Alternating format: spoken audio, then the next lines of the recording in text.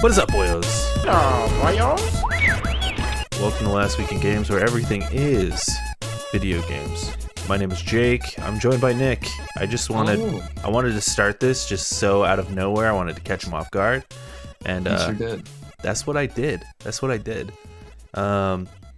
Yo, last week, and by last week I mean 2 days ago, someone egged my fucking car, dude. You believe that shit? Why? Who did you piss off? I don't know, dude. I was driving home. We saw Guardians of the Galaxy, and then we went to a bar afterwards, right? And then I'm driving home from that bar. A car drives up next to me. We're stopped at a red light. He gets a left green arrow, and as he drives away, someone out of the passenger side window just throws something, and I hear something hit my car, and I'm like, what the fuck was that? I didn't know what it was. I drove home. Yeah. I get home. I didn't even think to look because I'm like, I'm tired as fuck. It's like 2 in the morning. I just went inside and passed out. And then I came out in the morning and I look at my car and I'm like, oh my God, there's fucking egg all over my car. Oh man, you had to clean it off real quick though, right? Oh yeah, I cleaned it off. It's all good. I got, a hose and some car soap, and I looked up because I know egg can peel your paint or whatever. So it's like, how do I do this properly? So yeah, God, that sucks, man. Fuck those people. I'm like, what the fuck? Random acts of rudeness, really. Yeah, it had to have been like some rude ass teenagers or something. Some fucking high schoolers with no respect. Seriously, dude. I'm like, who in this economy? You're just throwing eggs around? I've been throwing eggs. $7 eggs, man. Yeah, do you realize how expensive eggs are, young man? You're throwing them at my car?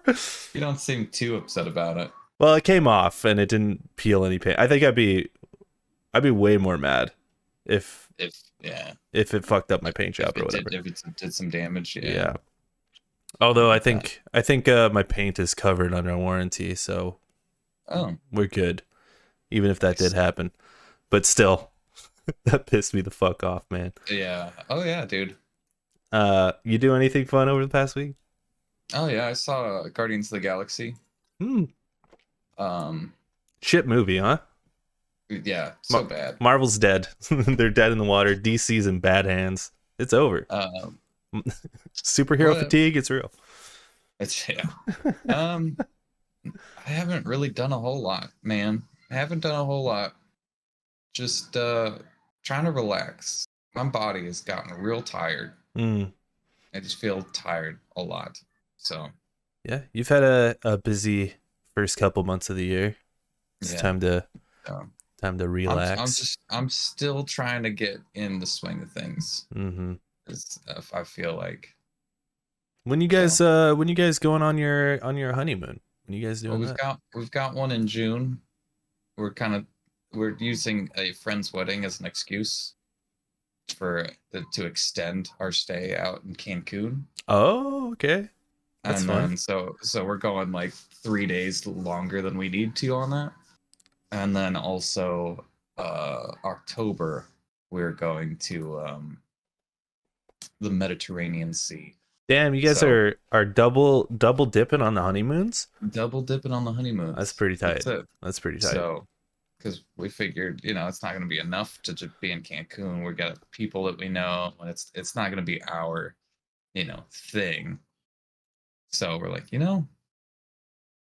that's good.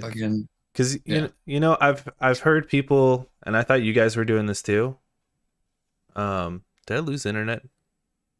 No, you're still here. Oh God, my computer wasn't responding. It's good. We're here. But I've heard people be like, we'll go later. We're gonna save up for a nice honeymoon or whatever, and then they end up like having a kid or whatever, and like life gets away from them, and then they just never go on that honeymoon. Yeah. So I'm glad to hear you guys are actually doing a thing. So yeah, no, we're doing a thing. We're doing a thing so much that Daniel doesn't even have time off to do the thing. So that's good. Yeah. I'm stealthily trying to change the title of this stream here. So yeah, man, that's exciting. I'm fucking pumped for you guys. Yeah, man.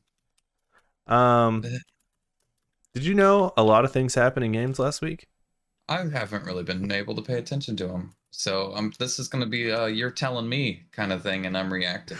And by a lot of things, I mean like nothing fucking happened last week. So let's talk Oh, about that. okay. It's gonna be Okay, sick, cool. dude. We're gonna love it. Cool. Actually, there was a pretty big interview with our boy Philly S.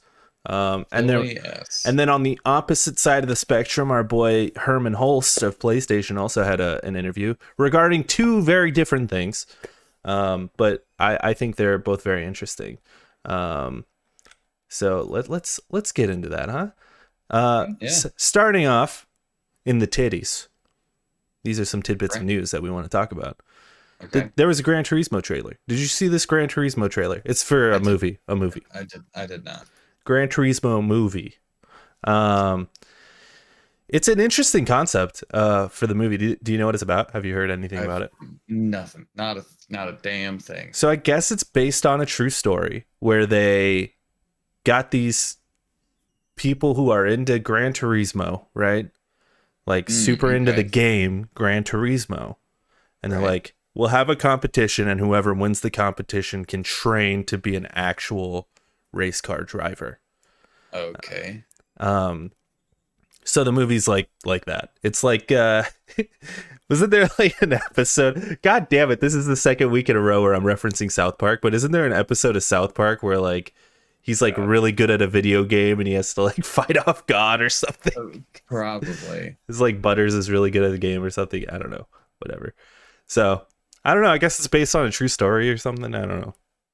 So this looks really fucking dumb. It looks cheesy. Watching the fucking trailer, it looks so dumb. Yeah, it's just looks a whole cheesy. bunch. In Guardians of the Galaxy 2, whereas all the gold people are like racing, are like using the control sticks to fly their drones or whatever in space. That's what it's giving me vibes of. Like they're not actually doing anything except sitting in front of a screen. And yeah, it looks cheesy. Good cast though. Let me pull up this cast list here. Gran Turismo. Well, you get Hopper from Stranger Things. I've really seen. We've got Orlando Bloom up in this bitch. Oh, that's who that is. Okay, yeah. I'm gonna butcher this man's name, but he's good. He's been in stuff. Jimon Hansu. He's been in some stuff. He's really good. He's like in Blood Diamond and stuff. Oh, okay. So I mean, there's some people in here where I'm like, okay, all right, but it doesn't give me enough faith to be like, this is gonna be a good movie, because David Harbour's been in some real shit movies. So I can't lie. That Hellboy movie, not good. Really? Not good. Very bad. Not his fault. Still bad. Yeah. It's not your fault. So this looks dumb as shit, I gotta say. I'm not listening to it with sound, but it looks dumb as hell. You know, what looks especially dumb about it is when they're doing the video game stuff, and it's like, this is so cheesy. But when it gets to like the race car stuff, when they're actually like training to be race car drivers, I'm like, this could be interesting. You know, this could be something, I suppose. But I probably won't see it. Yeah, I don't think I will either. Probably won't see it. I see everything, and I don't think I'm gonna see it. Unless it gets like crazy good reviews, I guess. Yeah, but like they played I saw Guardians of the Galaxy yesterday, and they played it before Guardians, like the trailer. So I'm like, damn, it's like an actual movie. So there you go. This is barely news, but it is news nonetheless. There is an Xbox showcase that has officially been announced. Here's the write-up from IGN here, just quickly.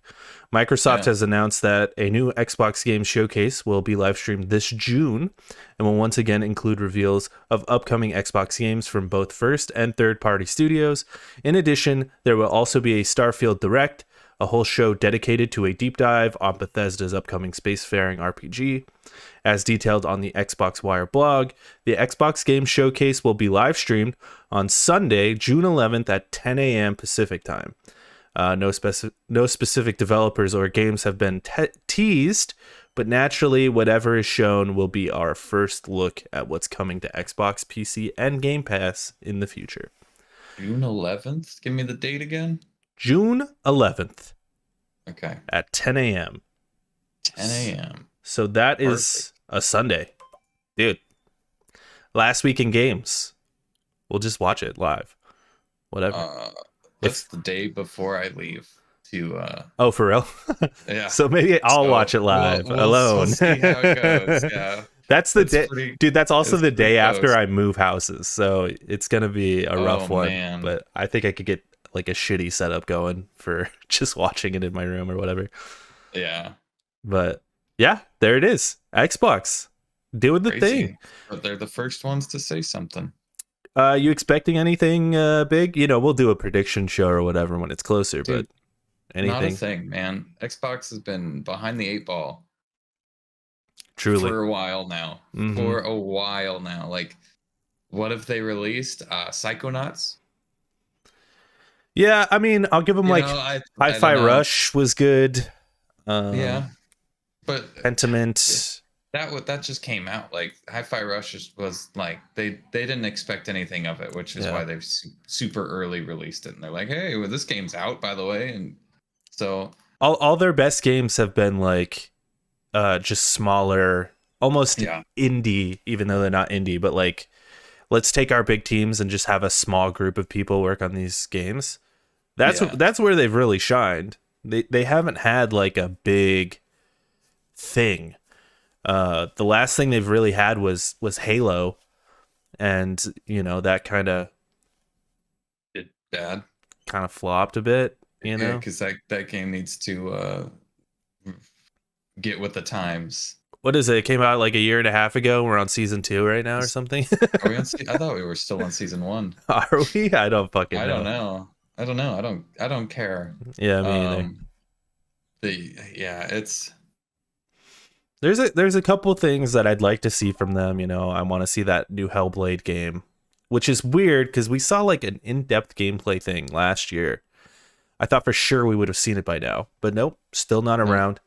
Still not. We got that entire fucking direct where they're like, all these games are coming out this year. And like half of them didn't come out. Yeah. Where's that Indiana Jones game? You know, what's What's id working on? You know, there's so much. They're going to have, they have all the opportunity to surprise me, right? To be one of those things like, oh, I did not expect that coming. Oh, this looks really cool. But you know, we haven't seen games, so I can't. I feel like I can't trust them. Even right now, it's like, oh, this is coming out. Yeah, okay. Well, we'll see let's see it. Yeah, and I don't understand why it's so hard to make games nowadays. You know, like, I just don't get it. Why? How is it? Why is it taking so long for games to come out now that we have hundreds of people on a team and like brand new software that's ease of use, it works, you know? I just don't understand why we have so many problems with, like, say Redfall got some bad reviews last week, and it's like, how in this day and age are we making games with these problems? If it boggles my mind. Yeah, like, some people are not doing their jobs, like QA testers or whoever it is are not doing their jobs, or nobody's listening to them. Just like, you guys probably shouldn't put this out. It won't do well. I don't know. I don't understand. And Xbox has so many teams under its belt now, and nobody's working on anything. Like, I just don't get it. Yeah, I'm going to say something controversial here, because everyone loves to defend, you know, game developers and stuff, which I'm going to slightly defend them too. But everyone's like, oh, video games are just so hard to make, which I'm sure they are. It's, you know, it's an entire process of just finding bugs and getting rid of as many bugs as you can before you release it. There's still bugs, but you just have to release it at a certain point or whatever. Right. But my opinion is, like with these big teams that Xbox has, there's too many cooks in the kitchen. There's too many people working on these games. They're trying to make these games too big. Yeah. Because, like I just said a second ago, you release a game like Hi-Fi Rush and it's fucking phenomenal. And that was like a team of like 15, 20 people. So, and then, you've got like a game like Stardew Valley, which granted it did take like, 10 years for the guy to make the game, but it's just the vision of one man and he made an excellent game by himself. So, I think when you've got these teams of like 200 people, and then on top of that, having teams of 200 people and you've got like 50 of those teams all working on different things, and then now you're trying to acquire Activision, and it's like, at what point does quality control just go out the window? Yeah. No, I agree. It's too many cooks is a good way of putting it. Yeah. And I feel like it's a lot of bureaucracy where it's like, oh no, we can't do that, and it's just like meetings on meetings where people just disagree and nothing ever gets done. Yeah. Instead of one guy going, we should make this, and the studio's like, okay, that sounds good to me, and like you just follow the one guy's vision or like a couple of people's vision who agree on stuff just to be like, this is what the game should be, and the team just goes with it instead of battling heads where no, it should be like this, no, it should be like. I feel like that is a huge deterrence, I guess.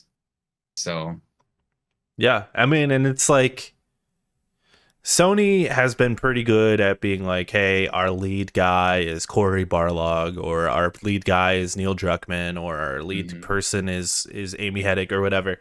But it's a concern even for PlayStation now, as they keep acquiring different studios, and they've been talking about leaning into live service games.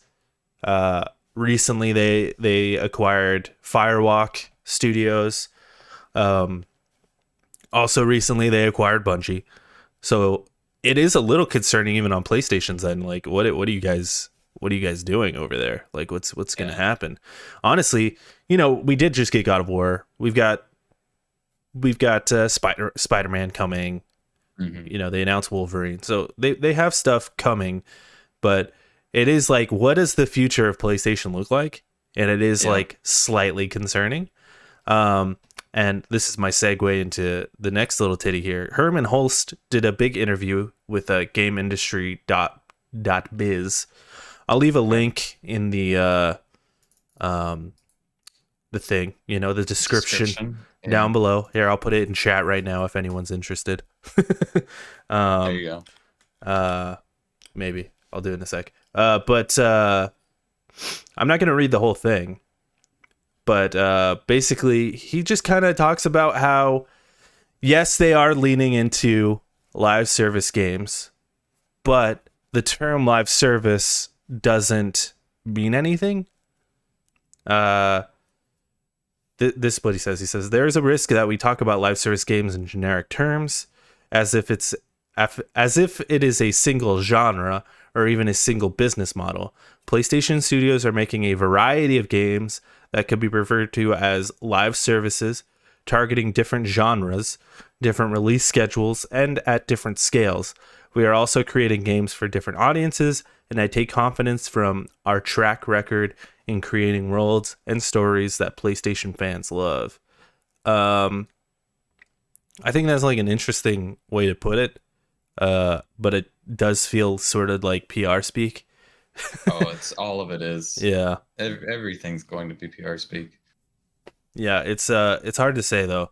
I get what he's saying. He's like, not every game that has a live service is Destiny. Right. We're also PlayStation, so we can release these games, and if they're not good, we've got the money to just pull it. And we'll have smaller ones. But I don't know. It concerns me a little. Like, if you're pouring your time into this, and you also want to continue doing the first person, or not first person, but like the single player games, I don't know. Right. You get into that territory where we were just talking about, like, too many cooks in the kitchen. Or, this is my new favorite phrase. You can't have your cake and eat it too. You know what I mean? Oh yeah. There you go. Yeah. So I don't know. What do you think? Well, see, I think the best way that you get to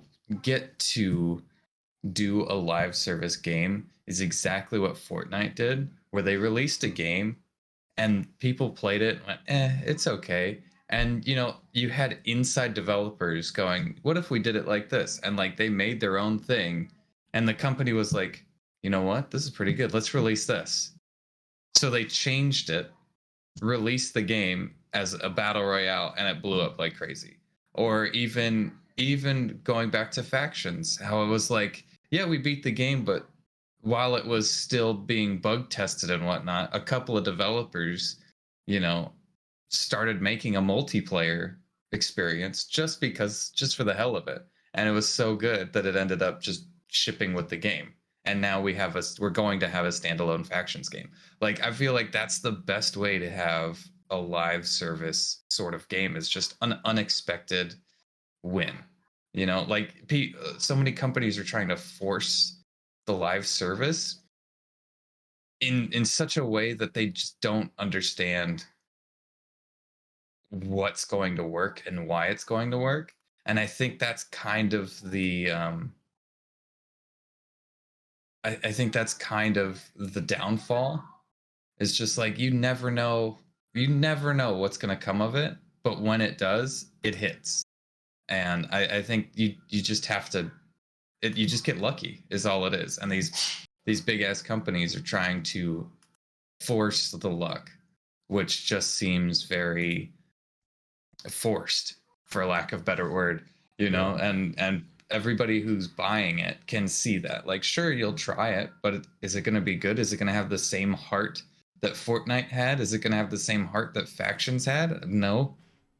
Like, and then if you're expecting to make $1 million jillion instantly on something that you barely put enough thought into, I don't think it's going to happen, and it's going to fail anyway, and you're going to lose out on a lot of money.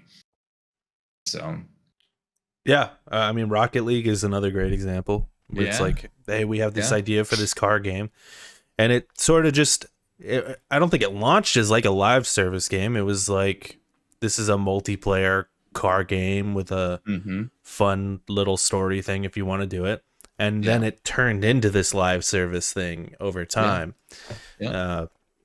That's another good example. Yeah, and I think you're right. Like, if you've got a team like Naughty Dog, who's like, we're making a multiplayer game for, The Last of Us Part 2, and then they're like, this is too big, and we want to do this.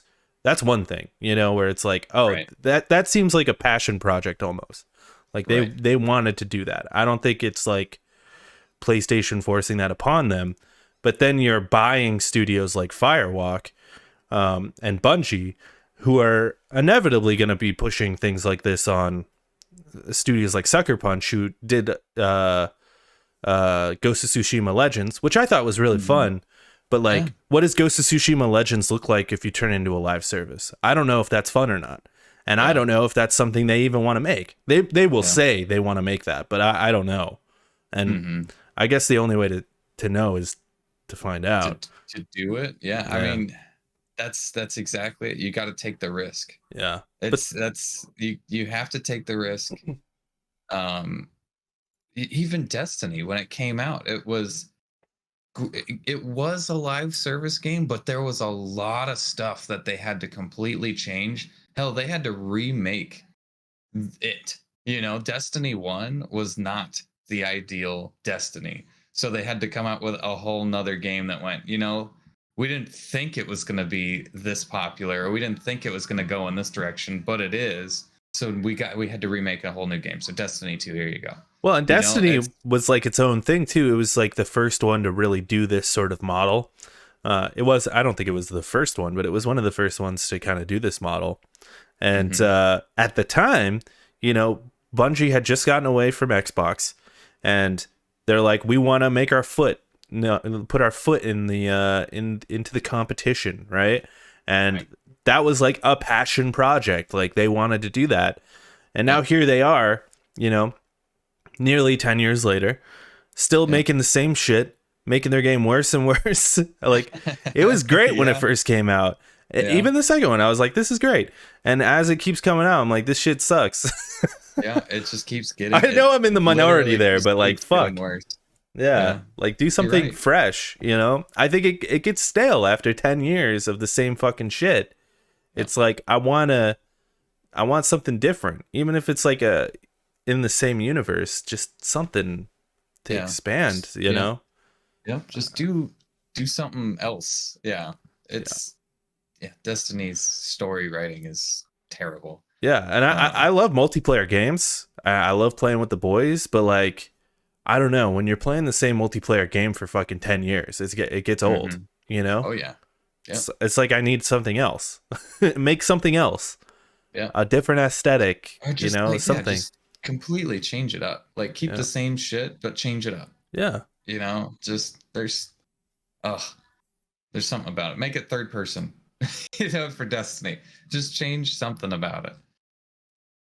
Yeah. Herman Hulst also talks the interview asks like, hey, so games that are live service do better when they're on multiple platforms. What's up with that? If you're going to go into live service, are you guys going to go into multiple platforms? And all Herman Hulst said was, we have made significant progress delivering games on PC in recent years. So where it makes sense for the game and the studio, it's a great option to have, but it's a decision that we will make for each individual game, which is kind of a nothing answer. But also, I think he's saying most of these games will be exclusive, at least for a while, is what I'm gathering. Or they'll just come to PC. They're never coming to Xbox, is what I'm gathering. I think that's exactly what he's saying. It's like, we're doing it slowly to make the most money. Yeah, we might come to PC, but never Xbox. They're doing it right. You know, that it's kind of a dumb question to ask. I mean, I understand why you'd ask that question, but it's like, hey, you think you should change things up with the way you're making millions of dollars and keeping games alive over the course of 5 years? No, I think we're good. I think we're going to continue to do what we're doing and continue to make a whole bunch of money on the same game for years. And, you know, extend the life of it. Because, you know, when it comes, sure, if you release a game and it's only on PC or only on PlayStation, right? Then people play that game. They kind of get bored of it. They get done of it. People who don't have it on PlayStation have a PC, game comes out a year later on PC, and there's crossplay.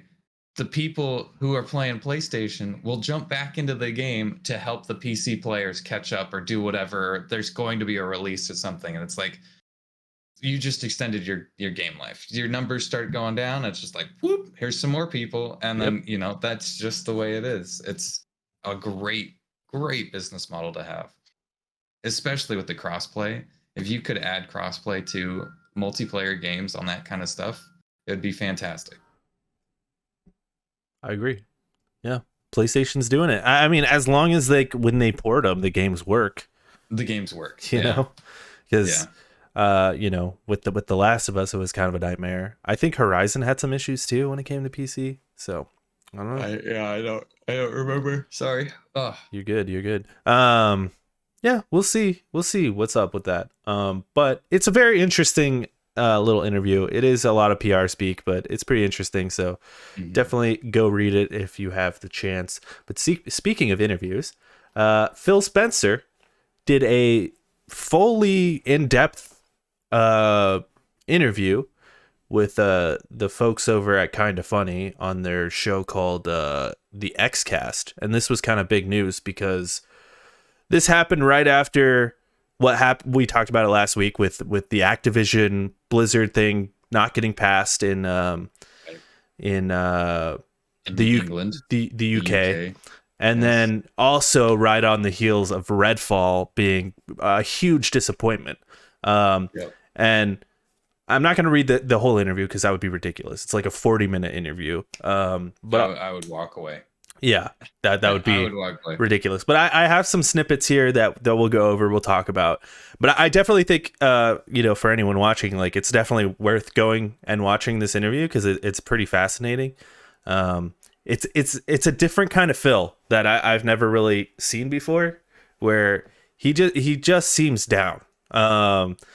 Like a lot of times you see Phil and he's like, oh, we're doing the thing, like he's very up and he's like, I love video games, and this seems like a broken man, and to the point where I'm almost like, I wouldn't be surprised if Phil is gone in a few months. That would not be good. And like, I don't want to hate on Phil. He seems like a cool guy. Yeah. And he did kind of turn around the Xbox One generation, after all that shit happened. But like, I don't know. He's been taking a lot of L's recently. Oh yeah. So maybe it is time for some new leadership. Himself or Xbox in general? I mean, he's the head of Xbox. Yeah. You know what I mean? Like, yeah, he's the one taking those L's. So yeah. Like, you're the one who allowed Redfall to come out in the state that it is. You're the one who, allowed Halo to come out in the state that it is. You're the one who's going after this Activision deal. Not that that's fully his fault, but like, I don't know. It's kind of rough. Is Game Pass working out the way they had hoped? I don't know. It's like really cool for consumers, but like financially, is it working? I don't know. But anyway, I'll start out with this little quote here. This is where he says, "We're not in the business of outconsoling Sony or outconsoling Nintendo." So he says, "We're not in the business of outconsoling Sony or outconsoling Nintendo. There isn't really a great solution or win for us. And I know that will upset a ton of people, but the truth of the matter is, when you're third place in the console marketplace and the top two players are as strong as they are and have, in certain cases, a very discreet focus on doing deals and other things that kind of make being Xbox hard for us as a team, that's on us and not anybody else." I see it out there. I see commentary that if you just build great games, everything would turn around. It's just not true that if we go off and build great games, all of a sudden you're going to see console share shift in some dramatic way. We lost the worst generation to lose in the Xbox One generation, where everybody built their digital library of games. This idea that if we just focused more on great games on our console, that somehow we're going to win the console race, I think doesn't relate to the reality of most people. Interesting. I think he's completely wrong there on that point. Yeah, I think he's 100% wrong. I think so too. Yeah, I actually think so too. Go ahead. The whole thing was like, you have to sell game. The whole reason to release a console is because you have the better games. You have games people want to play. And years ago, that was Halo. That was Gears of War. That was a Scalebound when they announced that. It was like there were games back in the day that were so good. Fable. People wanted to play those games, but in order to do so, you gotta buy the $500 console as well. Like PlayStation, I know that when Factions releases, I'm gonna have to buy another PlayStation 5 because Danielle wants to play that with everybody as well. So it's like, if they only release it on PlayStation, I'm going to buy another PlayStation 5. It's just that simple. It's like, yeah, people want to buy games. People want to play games. Spider-Man, Wolverine, Ratchet and Clank, doesn't even matter. Uncharted, Last of Us. They're going to buy the console. 110%. Nintendo, same thing. Pokemon, Zelda, Mario, all that shit. People are going to buy the console for the games. That's just how it is. If you're thinking Xbox at this point should just get out of the console market, they should just release all their shit on PlayStation and PC. It's not good for capitalism or whatever.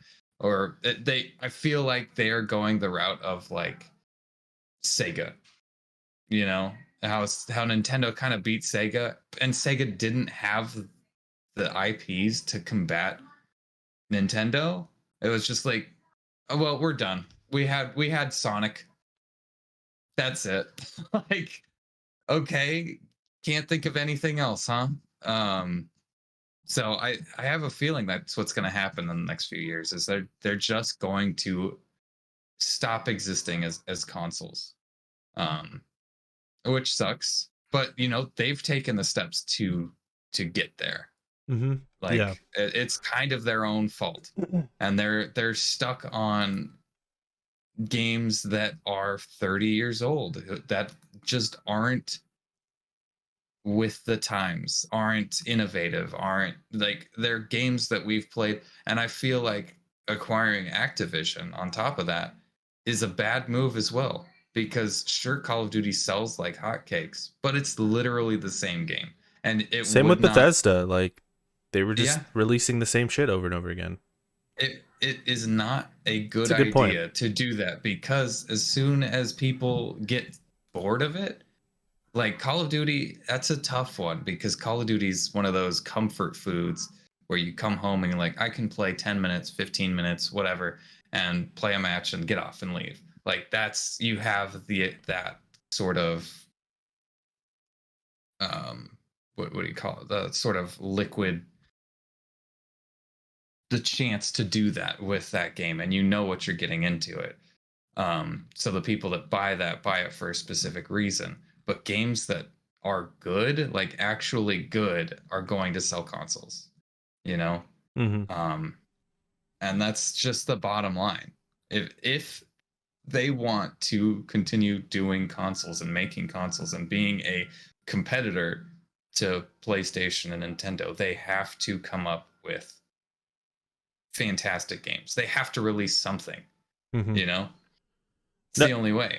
I agree. It's kind of a weird thing to say. I get what he's saying as far as like that last generation was the generation where we're going to be backwards compatible forever now. Like, we've got PlayStation is basically its own Steam now, just on its own proprietary box, right? Right. So I get what he's saying in that sense, but then you look at something like Nintendo, right, which was easily in last place during the Wii U generation. Oh yes. And they were able to come out with the Switch, which was like a great idea, and then on top of that, they had great games. But on the same token, you can make the argument that during the Wii U generation, there were a lot of great Nintendo games, and that didn't do anything for them. So I don't know. Mm-hmm. Maybe he does have a point. But yeah, it's what, like you were saying about games getting old, right?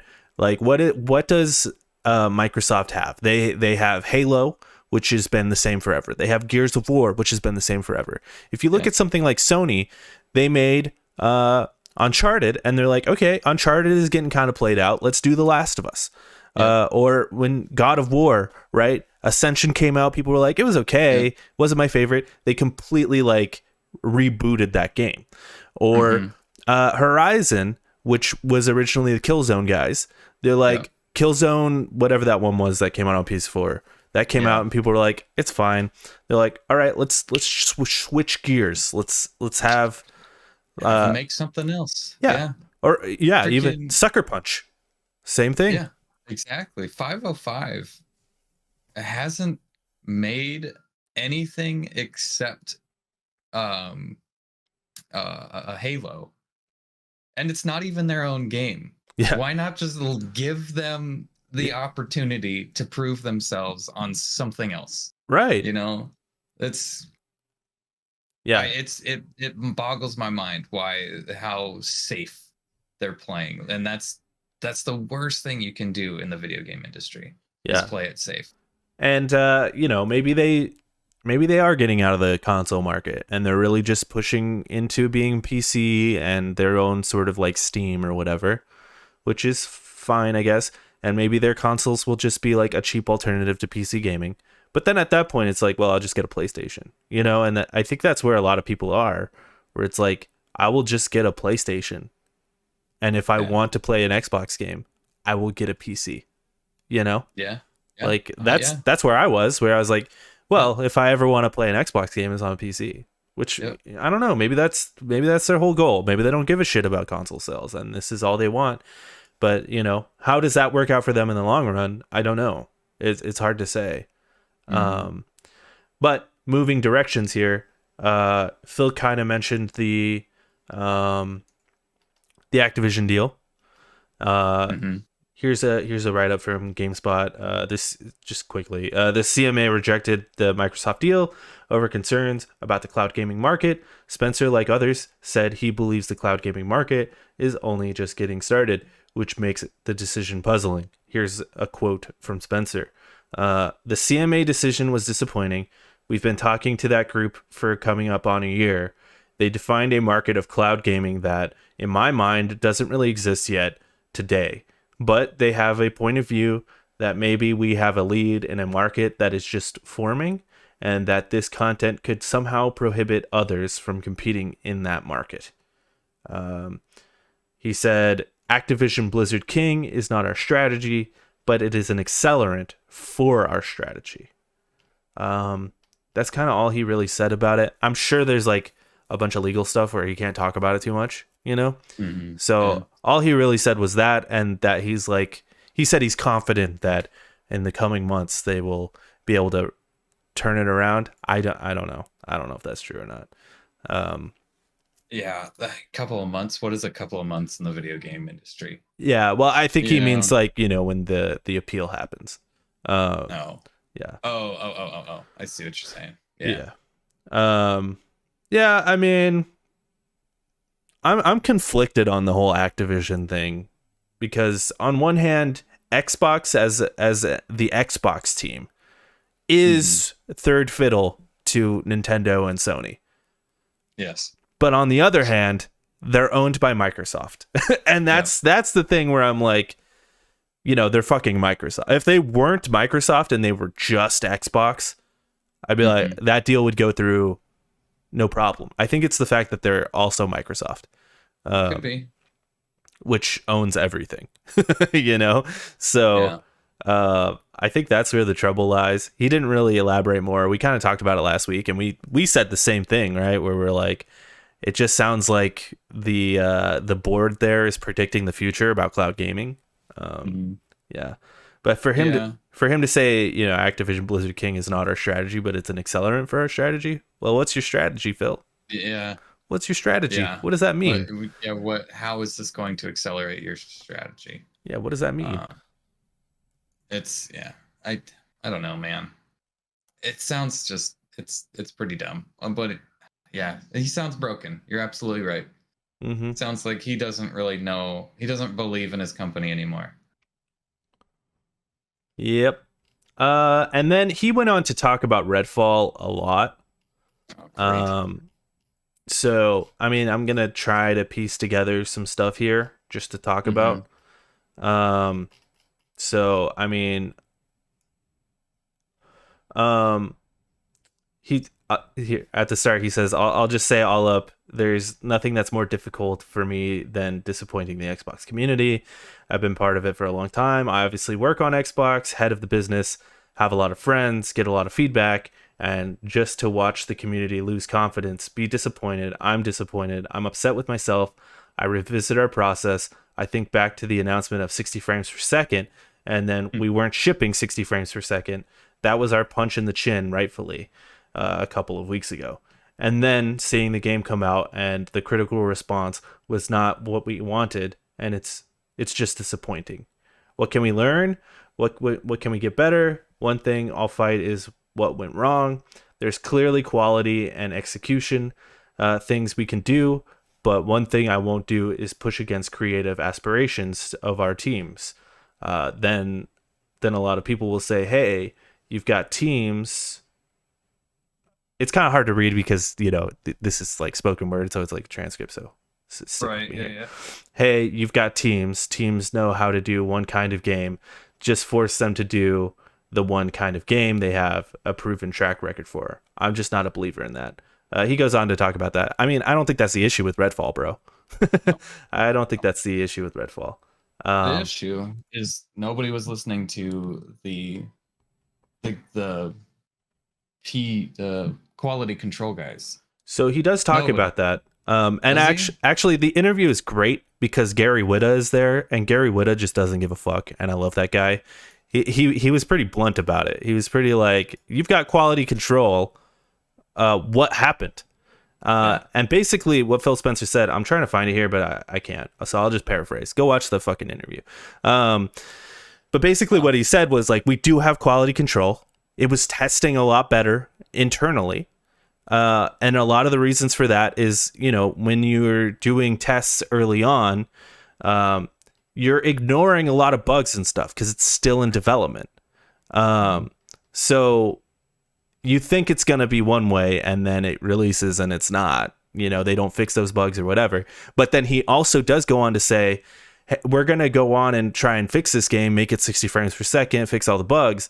But to be honest with you, we're not noticing any more bugs than any other sort of regular game. So ultimately, this is just a fundamental problem with this game, and that this game could have been or should have been sort of restarted from the ground up, is kind of what he's saying. What I haven't seen a whole lot is that the game is buggy. I've seen a lot of this game looks like just straight ass. Here we go. Not to cut you off, but he says, quote, "We do mock reviews for every game we launch, and this is double digits lower than we thought we would be with this game. That's one of the disappointing things. We would never strive to launch a game that we thought was going to review in the low 60s. It's not part of our goals." No shit. Yeah. No shit. It's not bugs that is the problem, it seems. It's just that the fact the game runs at 30 frames, looks like a potato, and still runs at 30 frames.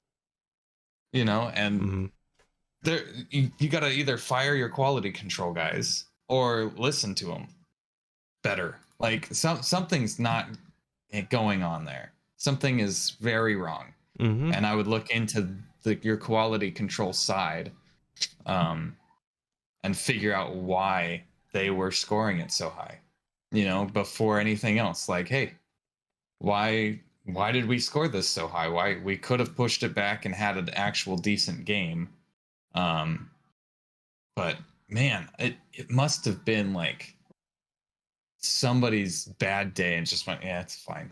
Like somebody who didn't actually play the game, like their quality control guy was just like, yeah, it's fine. It's like a 70. You'll be fine. 75. It didn't actually do anything. I don't know. That's very questionable. That the game got out the way it did. He goes on to say, in terms of commitment to the game, absolutely, the team at Arcane is on taking the near term feedback. We're still working on the 60 frames per second. We have good timeline for that. We're committed to getting that done, and we're going to continue to work on the game. We've shown commitment to games like Sea of Thieves and like Grounded to continue to go and build games. But I also know these games are $70. I'm going to take full responsibility for launching a game that needs to be great. There are still questions that pop every so often of how committed is the company to this category. When are we just going to push Xbox out of the market? There's a lot of Twitter firing of Phil right now, which is fine. I'm way overpaid for the role I have anyway. I get that's my responsibility, but we will remain committed to the game and the players as long as the players want to go play games. That's my commitment to the community. I'm kind of at a low point right now in terms of my delivery on that commitment to the community, but it very much stays. I want to support the team. I want to support the creative ambitions of the teams, and I want to support the players. We let a lot of people down this week with the launch of the game, but we will continue to strive on. You have to, right? That's what creative is about. This is a man who's like, fuck. Yeah. This is a tough week for this man. Oh yeah, man. Yeah. It's crazy. It is crazy that I don't know what else to say. It's not 100% his fault. He's the boss. He can't be everywhere all at once. Well, right? Here's a little interesting tidbit here. I think it's this part. Yeah. So what went wrong with Redfall? When we acquired studios, there's games that are in development when we acquire a studio, and then there are things that are either really early in development or not even conceived yet. We need to improve on engaging in games that are midway through production when they become part of Xbox. I do think there's a different expectation for a game and even a team when you've been third party and all of a sudden you become part of the first party.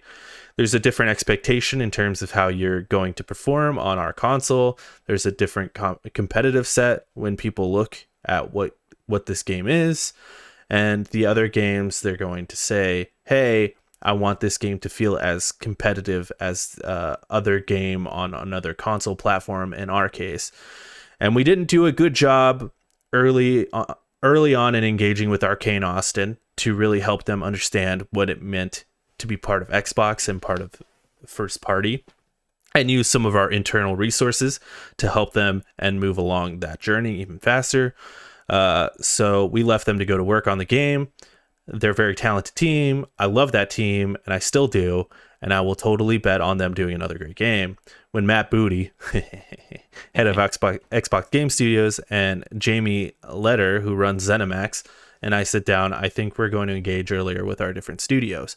Thinking about how our internal process of devs, assistants, even some of our ATG resources and how those work with the internal teams, I think we can do better. We did a better job with Starfield. Again, nobody should believe that until they're playing the game, but that game was early on in production, and it was easier for us to swarm a bunch of people to go and help some of the technology on our platforms to ensure it's going to ship a quality experience there. So that kind of confused me, just for a couple reasons, right? For one, like, how long ago did they acquire Bethesda? Like fucking 4 years ago? Are you frozen? Shit. We lost the man. Fuck. Sapon? There I am. Oh my god, you missed that entire quote. It's okay. Yeah, so I was just saying, like, how long ago did Bethesda buy, or how long did they get bought out? Like, it's been a while, right? Like, fucking. It's been a while, yeah. So yeah, it's at least 2 years. So I'm just confused on why Redfall got less love than Starfield, even though Starfield is coming out this year. Yeah. So, like, if that was early on in development, and it's a much bigger game than Redfall, I'm assuming. That statement just can't be true. It's just like he's just saying, "Don't worry, Starfield is great." And it does kind of sound like he's just throwing Arcane Austin under the bus a little bit, which understandable. But, like, again, you are the boss, and when you acquired this studio. And you're like, this game ain't working. Maybe you should have just canceled the game, took in the loss, or changed something about it. Yeah, or just made it a smaller game and like just shadow released it or something. Yeah. Because what the fuck? Because you guys also were able to release Hi-Fi Rush through Bethesda, and you could tell like Xbox had a hand in that shit. So like, what the fuck happened here? And this is what I mean when there's too many cooks in the kitchen. When you've got 60 different studios working on 60 different games, and each one of those studios have 200 people working at them, if not more. Like Bethesda Softworks itself probably has way more than that. Right. Like, how is Phil and Matt Booty, the Booty, how are they supposed to stay on top of that? Like, I just don't think it's feasible. You know, because then you've already got all your studios that you were already working with. Bethesda is its own can of worms. Like, and now you're trying to get Activision. Like, it just sounds like too much shit, dude. Yeah. Where Sony's been they have made a lot of acquisitions recently, but their acquisitions have been like, we bought Bungie, which is one studio. We bought Insomniac, which is one studio. When Xbox is making acquisitions, it's like, we're buying Bethesda, which is like fucking 13 studios or something. Yeah, it's crazy. It is crazy. Yeah. So I feel like they made the Bethesda acquisition and they've been fucking floundering ever since to figure out what their first party development looks like. You know? Yeah. So Well, what have they produced that's first party? You know, yeah, it's not a whole lot. So I don't even know if they have like for first party for Xbox almost doesn't exist. I want to say at this point, Halo. they do. They just don't have an identity like PlayStation does. I Yeah. feel. Well, yeah, that's the thing. Like they don't. That's what I mean. It's just they don't have that identity is the perfect word. They don't have that identity of what a first party game looks like or means to them, you know? Mm-hmm. So it's you have to define that before you can release Yeah, I'm with you. release a first party game. Yep. So kind of an interesting interview. Interesting, like an interesting side of Phil that I've never really seen before. So definitely worth checking out if anyone's interested in that sort of thing. Nick, what you been playing? What you been playing, dog? What have I been playing? Not much. I played a little bit of Jedi. You have on here Jedi game. Yeah, I've been playing a little bit of Jedi game. Yeah, just call it the Jedi game. I've been also playing Jedi game. Not a whole lot of it. I've been really busy. Yeah, just doing other things, getting into the swing of things. So, I will say, PC version of Jedi game, bad. It's bad. I mean, the exploration makes sense. The little tiny guys that you fight, the one-off like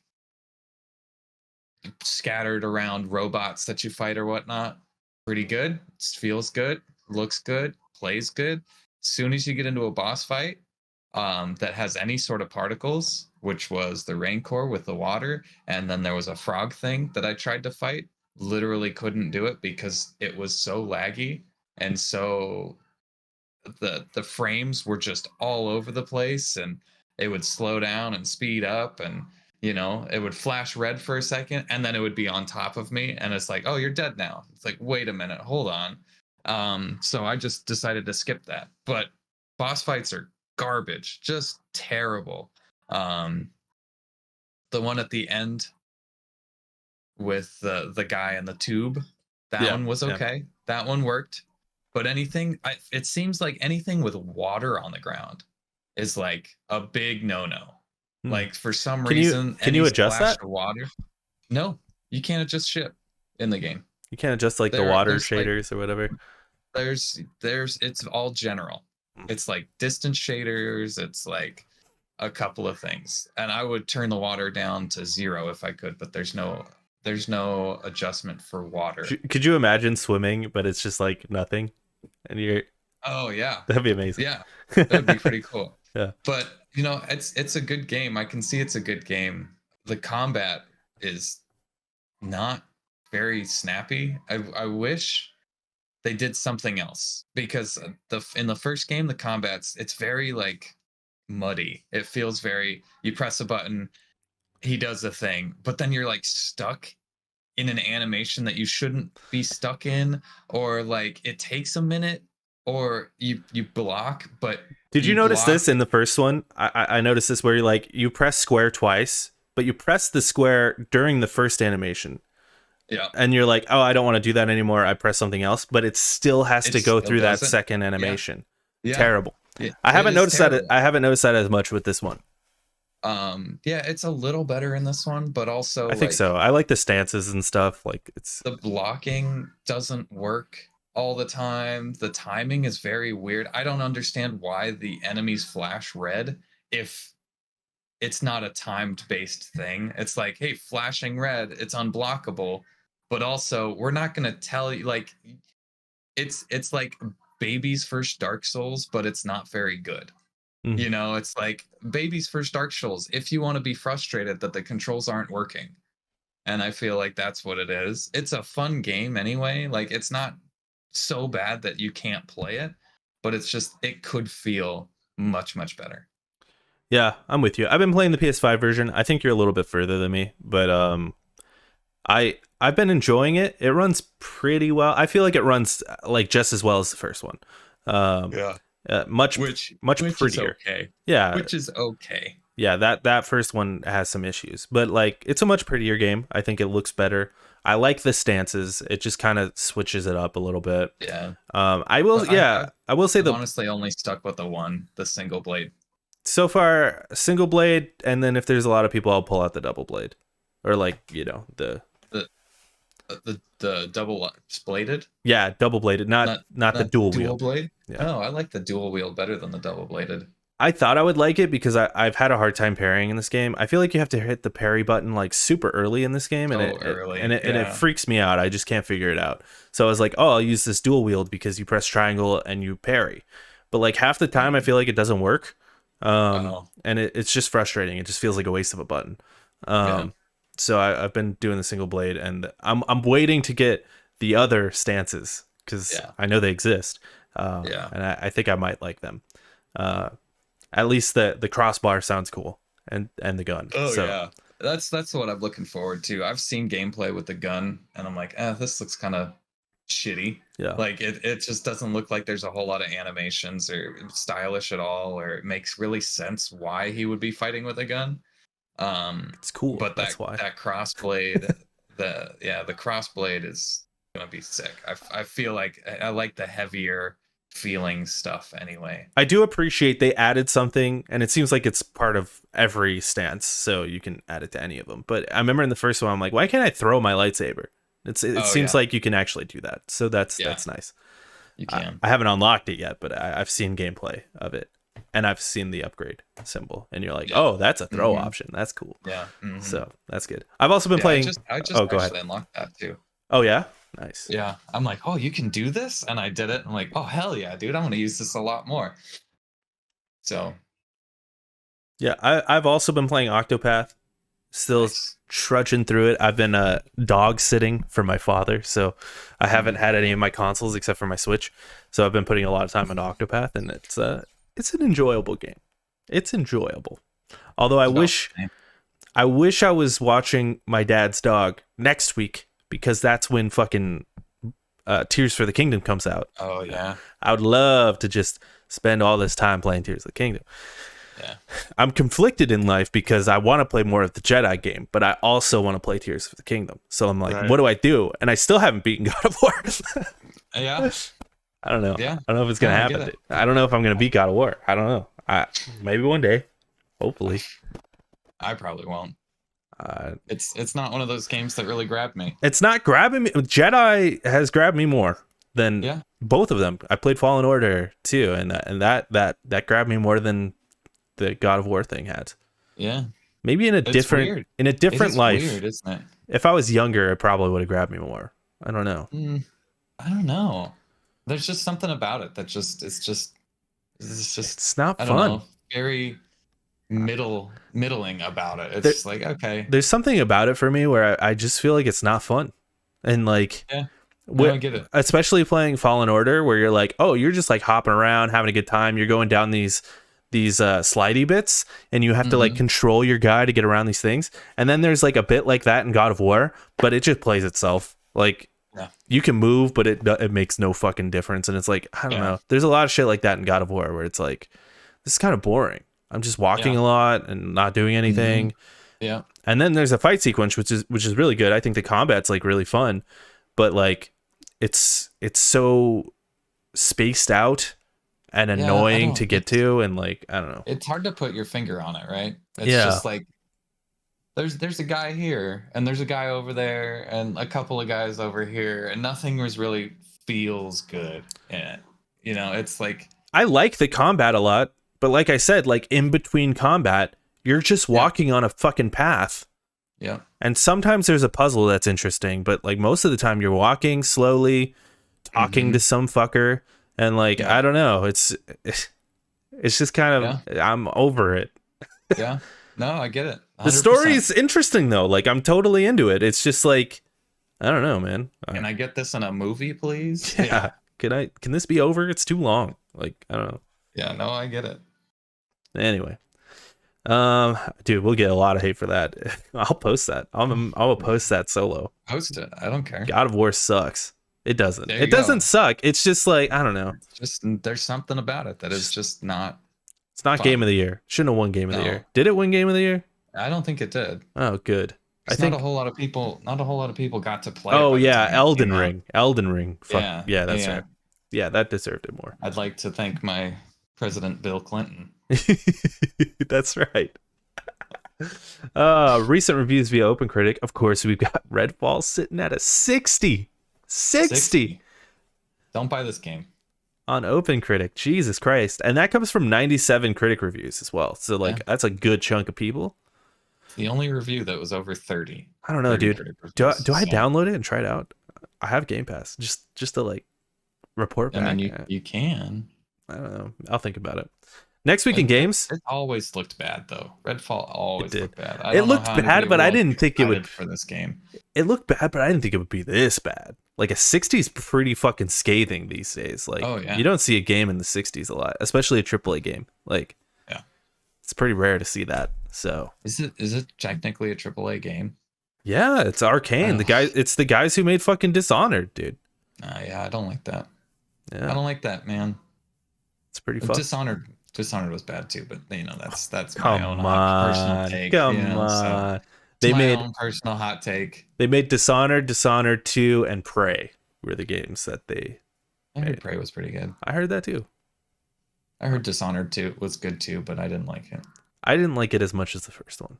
That first one hit real good for me. Maybe I was just like in the right headspace when it came out, but the second one didn't hit as hard. Anyway, next week in games, pretty wild week in games. We got Darkest Dungeon 2 coming to PC on May 8th, baby. Let's go. I want to play that too. Good. I'm like, what the fuck? What am I supposed to do with my life? Wise 9? Or yeah, sure. Monstrum Nox comes to PlayStation 5. Get hyped. May 9th. Okay. I think it's Yeez 9. Yeez 9. I don't know. I don't play the YS games. I had an aneurysm there. I'm like, how do I do Roman numerals? The Lord of the Rings Heroes of Middle Earth comes to iOS and Android. Shout out, May 10th. Death or Treat comes to PS5, Xbox Series, and PC May 11th. Marvel's Midnight Suns finally comes to consoles, PlayStation 4 and Xbox One, I should say, on May 11th. And The Legend of Zelda Tears of the Kingdom comes to the Switch on May 12th. And also, let me shout out here that there is a Treehouse on the 11th, which is going to go like in depth on the gameplay and stuff the day before it comes out. So if you're interested in that, there you go. The day before it comes out.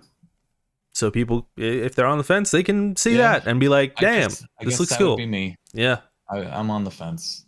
Yeah. Well, I'm sure Danielle's going to get it, right? Like that's her shit. She is not. She's playing through the first one. She is not having a good time. Really? She didn't play it when it came out? That's like her boy. She couldn't beat it. It is. Here's another one of my hot takes. It is not a good game. Not even a little bit. I never heard this hot take from you, Nick. Yeah, I know. It is not a good game. I don't think you're alone. Like, I don't think you're alone, bro. But there's something. It's in this room so right now. You're alone. I get that. No, yeah, I get that, and I respect anybody that disagrees with me for sure, because everybody's got their thing. But also, it's probably one of the worst open world games just ever. It is. I've been watching Danielle play it, and it's like, man, this could have been really good. But the things that they did were just like, this is so stupid. It's like stop. The dumbest. Pulpinator, he's talking about fucking Breath of the Wild right now. That's what he's talking about. I watched her get to the camel boss, the camel, what are they called? Sacred. Oh, sacred fuck, animals. you got Pulpinator on your side. Oh, shit.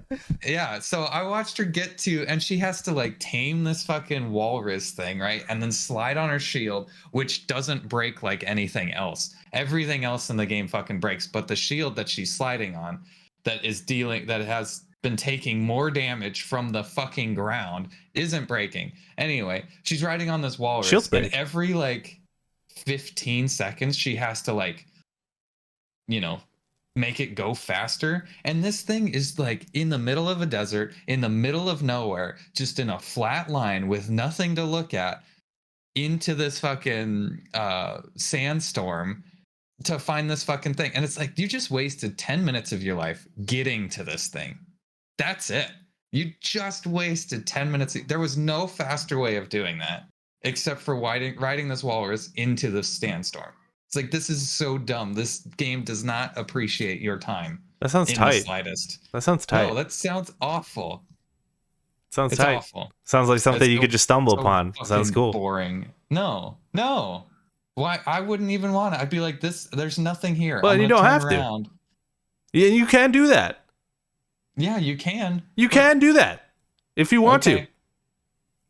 You're like, oh, I don't want to do that. You don't have to. Yeah, well. And you turn around and there's a whole world of other things to do. There's not. There's a whole empty world of nothing to do. I've said this before. I've used this example before, but I think it's just such a good example of why I love Breath of the Wild. I remember there's a time where I was just walking through this thing, and I'm like, oh, what's this here? There's like a spiral on the ground. This is interesting. What is this? And then I kind of like look around. And I'm like, what the fuck? What am I looking at here? And then the spiral sort of ends, and you're like, what? And then I see a hill, and I'm like, oh, what's up on that hill? And I go up on the hill, and I find like a ball, which leads to the spiral. And I'm like, and there's a bunch of things to like fight up there and stuff. And I'm like, that's such great level design. It didn't tell me it was there. No. It just caught my eye, and I'm like, what the fuck is that? And it led me to this spiral, and then it opened up a shrine. And I'm like, that's so good. That is such a genius level design. It didn't tell me where it was. You finished the shrine in 2 seconds, and it got a heart. Yeah, it's great. Wow, such good gameplay. And that was another thing. The rewards in this game suck ass. They are so bad. You get a heart. Whoa. And stamina. Or stamina. You get to choose, and you have to do it 4 times in order for it to actually even matter. And it is horrible. It does not feel good to do anything in this game. I just completely disagree. But I'm sorry you feel that way, dude. Yeah. So maybe sorry your tastes suck, Sorry. Maybe it'll be better with these floating islands that'll have nothing on them. Listen, if you don't want to play Zelda, you don't have to, okay? I mean, I might. I think it's a decent game, just a really bad Zelda game. I just don't stand by that. I don't stand by that bullshit because I think, not that your opinion is bullshit, Volpinator. I love you. You're my best friend. But but like I just feel like every Zelda game is different. And this game was different. And to say it's not a good Zelda game just isn't true. Because like if you think it's a decent game, then it's a decent Zelda game because every Zelda game is fucking way different than the last one. Yeah. I agree with that. I can agree with that. Yeah, I don't know. So I get that some people prefer a different type of Zelda, like you want a more dungeon-based Zelda or whatever, and that's fair. I get that. Yeah. I like that too. It's a rule in my life. I've made this a rule a few years ago that every year I need to beat at least one Zelda game. That is a rule in my life. So I get it. And some of them I like more than others. So, I don't know. Okay. Ocarina of Time. Yeah. It's great. It's got dungeons and shit. Yeah, that's a good one. But it's pretty like, I don't know. It's pretty obtuse. I don't know. You compare Breath of the Wild to Ocarina of Time. Ocarina of Time is like way harder to play, in my opinion. And like the gameplay's worse. Yeah,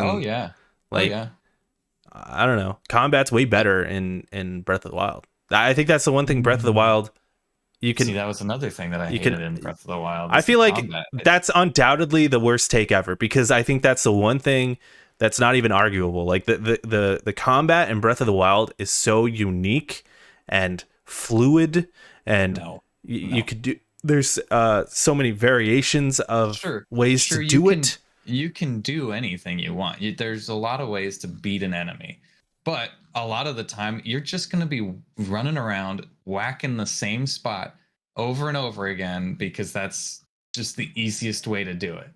Is just to fucking smack a thing with a sword over and over again, have that sword break, pull out another sword, smack it again over and over again until it dies. Like, it's just easier to do that than to figure out anything else about it. Just, yeah. It's another thing that I don't like in that game is the combat. Yeah, I wish there was more enemy variety for sure. But oh yeah, I thought the combat was really good, especially when you're fighting one of those big guys. It's really fun. Which big guys? There's big guys roaming around, big old boys, big old fat boys. Just Well, walking around. There's like rock guys with like a weak spot on their back is what I was kind of referring to, and they have like a whole buttload of health. The Lionels, yeah, maybe that's it. And it's just like this is just taking too long. Like, this does not feel good. Well, I'm actually kind of bored with the way that it's. You know why it was taking so long? It's because you're bad.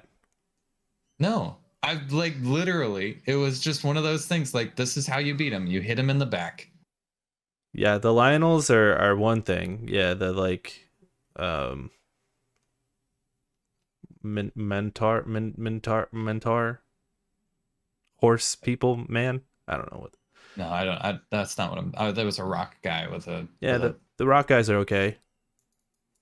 It's just not fun. Big enemies in Zelda. This is so unimportant, but I'm looking it up now. All right.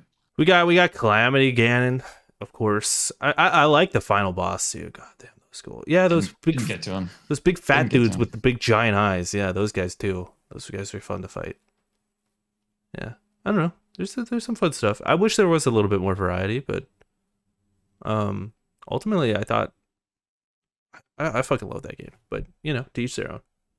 Yeah. Bitch. All right. I mean, you like what you like. All right, here's the deal, everybody. We're about to do a fucking Guardians of the Galaxy Volume 3 spoiler cast. So check that out on YouTube. It's going to be there. Also, we're going to do it live here on twitch.tv/lonercast.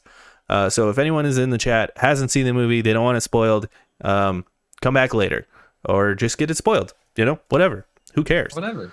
Stick around. Get it spoiled. Who cares? Also, you can check us out on Twitter. I don't know. I don't really use Twitter anymore. I came back to Twitter for one day, and I said, hey, I'm back on Twitter just to say fuck Jeff Bezos, fuck Elon Musk. And then I haven't posted since. Nice. So my Twitter feed is literally just links to my fucking Twitch, just over because it auto posts to my Twitter. So if you're interested in that, knowing when I go live on Twitch, you can follow at @emergencypizza_. Nick, I don't. And it might change a whole lot because we're still trying to figure out this new schedule.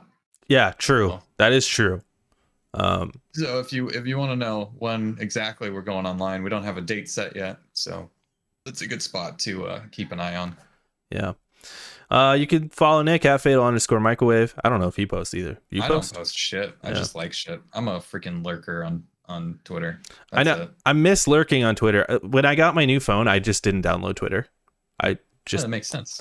So then I get so bored with like other things though. Like if I'm not a huge social media person, but if I am like not doing anything, I get bored on social media really quick, and I have to switch between a whole lot of them.